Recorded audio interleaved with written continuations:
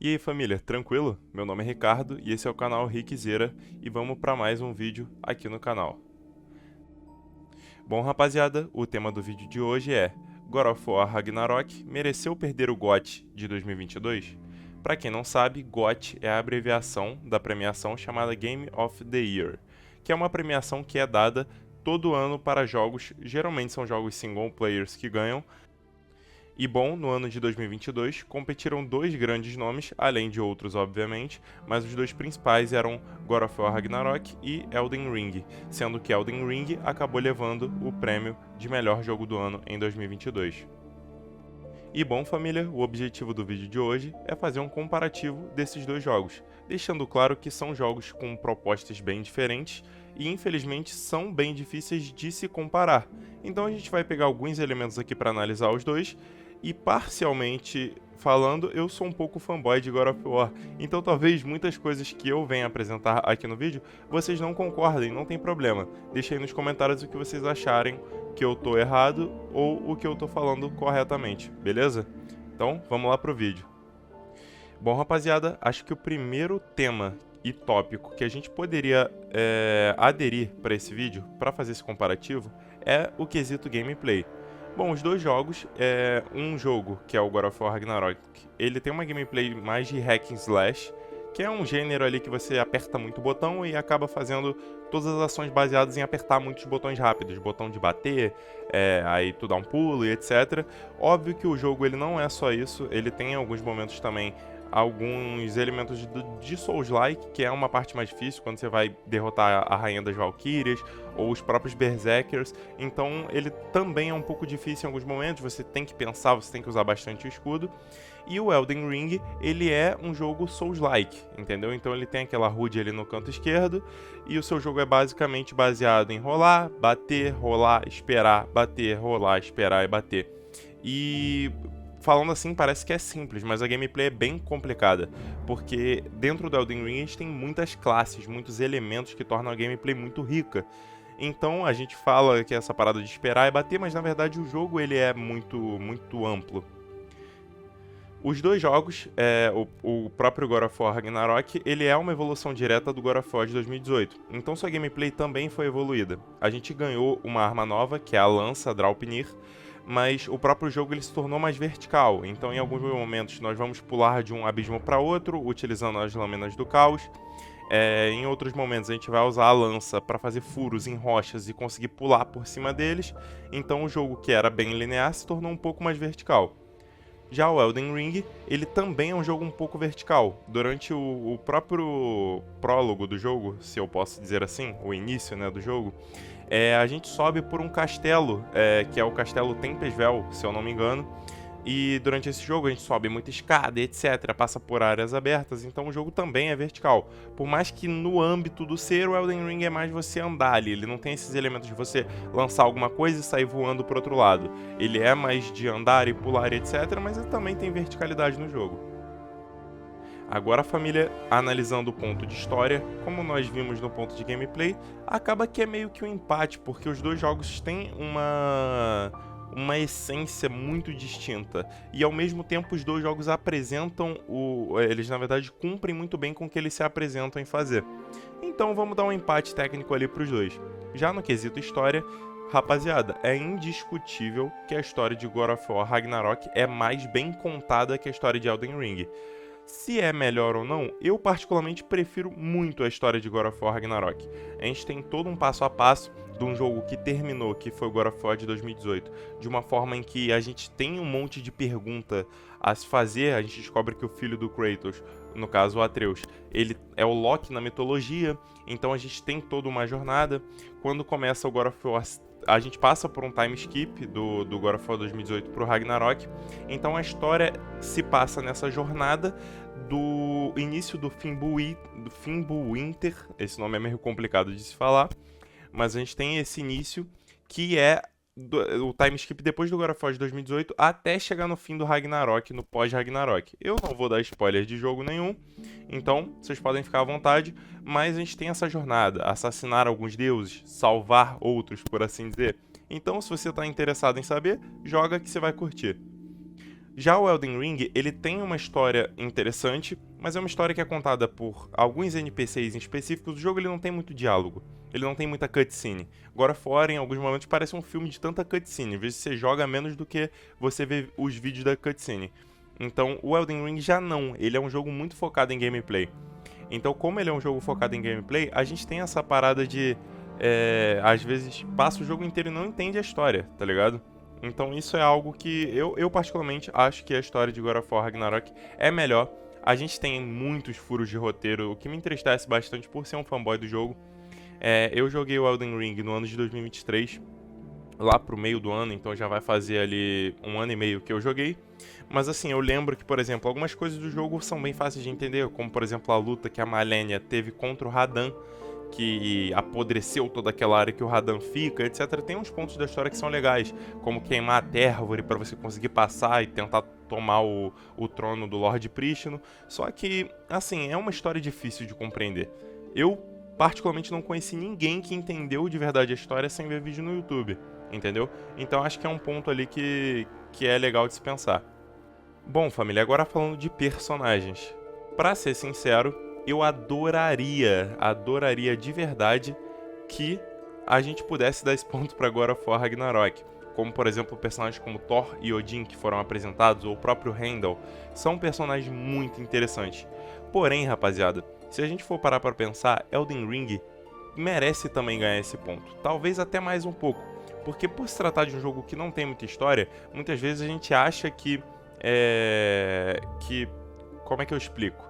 Que os personagens vão ser todos meia boca, mas na verdade não. Os bosses de Elden Ring, como por exemplo a Malenia e o Radan, que eu citei anteriormente no vídeo, são muito marcantes. Tipo assim, muito mesmo. Eles são personagens que você, depois que você mata, você às vezes quer pesquisar alguma coisa sobre, você quer tentar entender. A própria Malenia, se não me falha a memória, ela é irmã de um personagem chamado Miquella. Então o tempo todo, durante as batalhas, ela diz que vai ser a espada de Miquella, ou seja, a guarda-costas. Porque pelo que eu entendi na história, o Miquella acabou morrendo e eu não lembro o que rolou. Mas assim, o personagem Malenia é fantástico, o personagem Radan é fantástico. Então, pra ser justo, como a gente deu o ponto pra God of War de história, vamos dar esse ponto de personagens pra Elden Ring, beleza? Direção de arte, família. Direção de arte é uma questão que, nesse ponto, eu tô analisando a arte do jogo e, pra ser muito sincero, rapaziada, eu acho que nesse ponto é meio indiscutível que Elden Ring leva. Quando a gente é apresentado no jogo, Elden Ring, a gente tem muitos mapas, muitas partes do mesmo mapa, para ser mais específico. E God of War a gente também tem, só que os mapas são chamados de reinos, né? Nós temos os 9 reinos para visitar no God of War. Porém, no Elden Ring, os mapas são mais marcantes. A gente chega lá no começo do jogo, que a gente tá naquele mapa verde, eu acabei esquecendo o nome do mapa. Mas a gente tá naquele mapa que tem gramas, etc, que é onde fica o castelo, e a gente vê a Térvore lá de muito longe. Tipo, a arte do jogo é linda. Os personagens, a própria Malenia, o próprio Radan, eles são muito bem desenhados. Então, só que óbvio, a gente falando isso, alguma pessoa pode pensar que a gente tá falando que a direção de arte do God of War não é boa. Mas é maravilhosa também. A forma como eles apresentaram o Thor, o Odin, o Thor, por exemplo. A gente já tinha um preconceito criado do Thor, baseado nos Thors, essa palavra não existe, mas baseado no Thor que a gente viu da Marvel. E bom, na verdade, se a gente for analisar os contos nórdicos, esse Thor não tem nada a ver com o Thor da Marvel. E o jogo ele foi muito mais fiel a isso. Ele foi muito mais fiel ao que os contos diziam. Por exemplo, na mitologia nórdica, que é baseada na cultura dos vikings, propriamente dito, a maioria dos personagens são ruivos. É um ruivo mais claro, é um ruivo em alguns pontos mais escuro, mas geralmente é um ruivo mais claro, puxado por um louro. Mas é ruivo ainda. E bom, o Thor é ruivo. É assim que ele é contado. Ele é contado como um viking, fortão, e etc. Então tudo indica que ele seria ruivo. E nos filmes da Marvel a gente tem um Thor louro, entendeu? E ele é um personagem muito foda. A direção de arte dele é fantástica. Porém, se a gente for analisar, eu acho justo dar esse ponto pra Elden Ring. Já no quesito trilha sonora, família, eu acho que é bem complicado. Porém, eu particularmente prefiro a trilha sonora de God of War. God of War tem poucas trilhas sonoras. A gente tem aquela que é a carro-chefe, das cutscenes, e essa trilha sonora é excelente. No final do jogo, isso daí se prepara. Infelizmente eu não queria dar spoiler, mas só pra contextualizar pra vocês, eu vou dar um spoiler de God of War Ragnarok. Então pula alguns segundos do vídeo se você não quiser escutar. Mas no final do jogo, a gente tem um enterro do anão Brock. E aí, nesse enterro, a gente vê que, na verdade, era um anão que estava tocando a trilha sonora do jogo o tempo todo. Então, pelo que dá a entender, ele é o compositor da trilha sonora, que é um elemento fantástico. Já no Elden Ring, agora voltando pro Elden Ring, a gente teve inclusive a track de áudio de grande maior parte do jogo no YouTube, então a gente consegue analisar. Porque se for comparar com essa questão da quantidade de trilhas sonoras, Elden Ring ganha. E são trilhas sonoras excelentes, mas eu acho que particularmente falando, a trilha sonora melhor, se for comparar todas, é a de God of War Ragnarok. Particularmente, eu gosto muito mais e acho muito mais atrativa. Agora, família, analisando o último ponto que a gente pode pensar para esse vídeo, a inovação. Bom, God of War Ragnarok nada mais é do que uma evolução do God of War de 2018. E Elden Ring, por mais que muitas pessoas não aceitem, é uma evolução direta de Dark Souls 3. Falando um pouco de God of War Ragnarok, muitos elementos que o jogo já tinha apresentado pra gente continuaram no jogo, no sucessor, que seria o Ragnarok. Então assim, em alguns pontos ele inova muito bem, como essa parada da verticalidade que não tinha no God of War de 2018. Na verdade tinha, mas tinha muito pouco, vamos considerar que não tinha. Esse jogo, ele inovou muito nesse ponto. A gente tem também mais um elemento de gameplay, que é a lança Draupnir. Então, são poucos os pontos que tem essa inovação. Em outro caso também sendo analisado, a gente pela primeira vez pode visitar os 9 reinos durante o jogo. Isso é bem legal mesmo. Só que, tirando esses pontos, o jogo é o mesmo, os gráficos melhoraram um pouco, isso é indiscutível. Porém, nesse ponto é uma continuação, é um ótimo jogo sucessor, mas ele não inova em muitas coisas. Isso é óbvio, é algo que a gente espera, porque não teve uma passagem de tempo, a gente teve a mudança de geração de um pro outro, mas essa mudança de geração do PlayStation 5 é uma das menores em quesito qualidade técnica que a gente teve desde o PlayStation 4, se for comparar, por exemplo, o PlayStation 4 pro PlayStation 3, então não inovou tanto. Já o jogo Elden Ring, a gente tem muitos elementos de Souls-like que a gente já conhecia, Dark Souls 3, Dark Souls 2, alguns pontos de Bloodborne, só que também foram pontos que foram lapidados e evoluídos. Por exemplo, o Elden Ring, pela primeira vez, é o Souls-like que a gente tem um mundo aberto fantástico. É indiscutível falar que esse mundo aberto ele é fantástico. Óbvio, em alguns momentos ele pode não ser tão recompensador, dependendo da classe que você escolhe e etc. Mas é um mundo muito interessante de se explorar. E ele é recompensador sim na maioria das vezes. Mas bom, muitos dos elementos que o jogo apresenta a gente já teve apresentado anteriormente nos próprios jogos Souls-like, porque Elden Ring é um jogo da From Software. Então, muitas vezes esses jogos eles foram manipulados não é a palavra exata, na verdade. Eles foram lapidados para se tornar no que é o Elden Ring hoje. E bom, família, para dar o veredito final, qual jogo mereceu ter ganhado o GOT de 2022? Bom, rapaziada, pra ser sincero, pra mim, de verdade, ocorreu um empate. Por quê? Porque os dois jogos são muito bons. O que pra mim fez com que o God of War perdesse foi que em alguns pontos o God of War não conseguiu continuar muito bem a história que foi apresentada em 2018.